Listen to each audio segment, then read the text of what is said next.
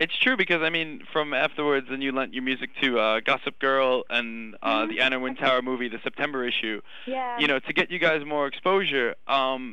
And of course, people then begin to listen.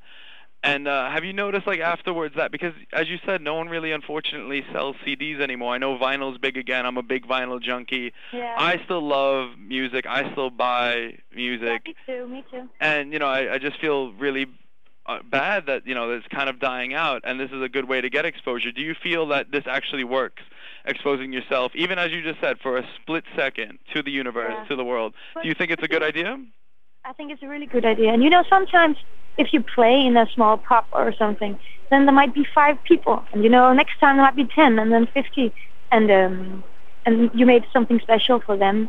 But I think it's really cool that you have TV series and you have movies, and it's more and more common that you have a soundtrack for that. Like Gossip Girl, they have kind of a soundtrack, and people they dig into it, and they use it like that. You have always had music on commercials. I used to get to know a lot of music through like Levi's commercials like 15 years ago.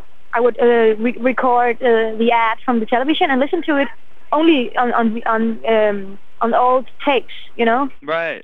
because of that, and I didn't know, because you didn't have internet and YouTube, so you couldn't find out what it was. But maybe you find out someday. But it has always been like that, and I think it's cool to create a hype through music and movies and series like that. I think it's cool. It goes hand in hand. Like Beverly Hills, they used to have the Peach Pit. Oh yeah, that's right. Play there. You always. I think the Cardigans and. Oh, of course, yeah. And maybe what was it? The Flaming Lips, I think. Yeah. So many bands played there. It's it has always been there, but it's exploding even more. Yeah, it's true. Yeah, I think that's cool. Cool.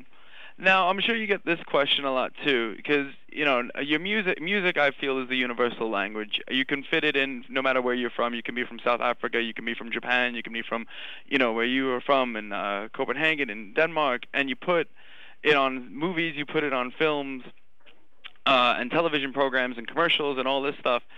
And it strikes people no matter what language it's in. But you guys, I'm sure you get this a lot. Did you grow up speaking English, or did you just learn it to sing the songs, or did you always want to sing in English? I'm sure you get this a million times every time you come to America and do an interview. I learned it listening to Beatles. Oh, really? No, I'm kidding. Blew my mind for a minute. Yeah, but you know what? It's funny because the U.S. and also France, Germany, they're so big countries, and people always ask, well, wow, you speak another language? And it's like, for us, people who come from small countries, is yes, of course. We grow up with it, from a really early age. You have it in school, and if you have a movie, it's texted. Like Germany and France, they synchronize everything, so they don't hear it. They have a man dubbing Brad Pitt or Tom Cruise. They don't have their real voices, so they don't hear it. In Denmark, we listen to it. We see it's texted in Danish, and we have a lot of American, UK, whatever music in our radio, and it's silly not to speak another language, because how would you travel, Right. I speak German as well, and some people, you can choose between French and German in school. Most people speak one of those languages and English. You have to have English. You get that. So I think it's a really good thing to be able to connect with other people. And then you have a secret language as well. That's good sometimes. It's true. You can always go and say things. Yeah. If you're English or American, and you speak that, everyone understands you. It can be really cool sometimes to have your own secret language. It's true. It's very natural for us to think in English or write the music in English. It's not crazy at all. It's just it's very natural. Very awesome. Yeah, because the thing is, like, I travel so much. I go a lot overseas to Europe. I lived in South Africa for a little while, and every time I turned on the radio, there was an American pop song playing, no matter where I went. But when I turn on my radio in America, it's only American pop songs or British pop songs, and it's difficult to break through, the big countries, because they have so much of their own music, and they don't want other people to interfere. Right, yeah. But I think it's very cool if if people they want to learn another language, I would love to learn Spanish or French because so many countries speaks it. So it's so I think it's so you can only be wiser if you know another language. You can connect with people if you travel much better. So I agree. And if people don't take classes in another language, it's so much cooler, I think. Yeah, no, I totally agree, because that's what struck me right away. I was like, I hope they didn't, just give up their native tongue so that, they cross over in America. But if you grew up speaking English, that's completely fascinating and amazing that, you're able to fuse all this together.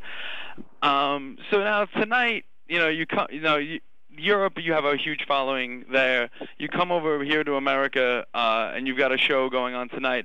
Is it weird that you find, how are the audiences different in Europe as opposed to here in America or in New York itself? Because New York is very European. You may feel right at home tonight as opposed to, going somewhere out in the Midwest. Yeah, but, it's I always get asked that question, and it's so difficult to answer. People are people, and, of course, some places they dance more, or some places people give loose more.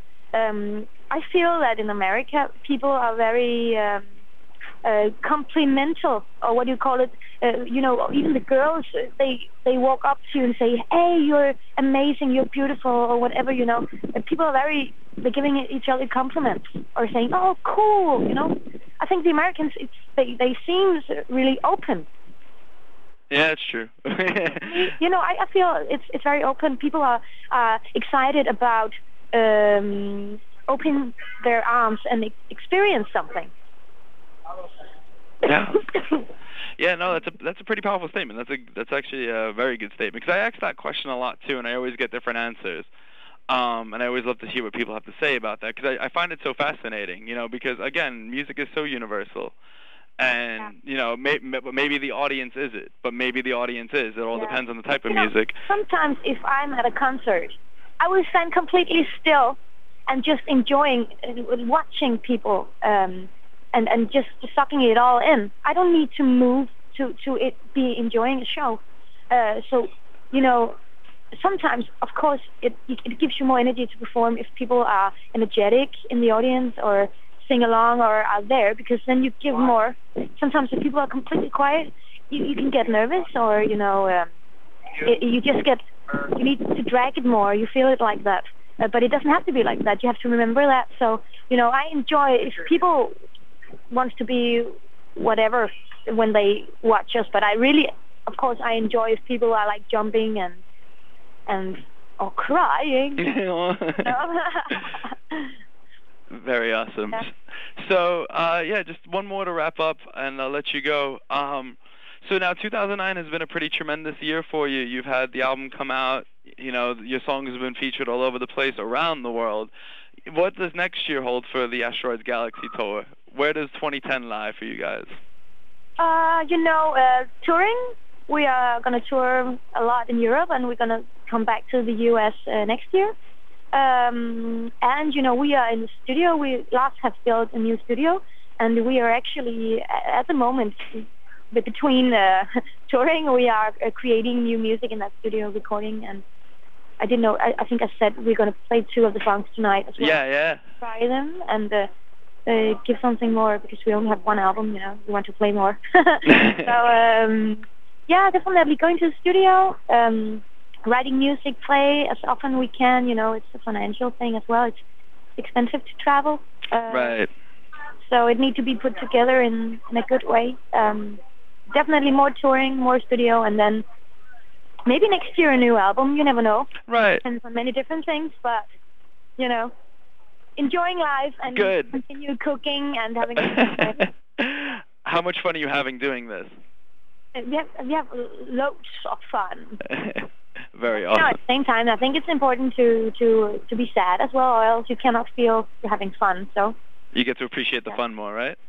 Yeah, exactly. I'm not saying that you have to have right. And I want to keep it positive. I want to in your arm just to cry, but I think it's important to be up and down, to be in a what do you call it? To be in harmony with yourself.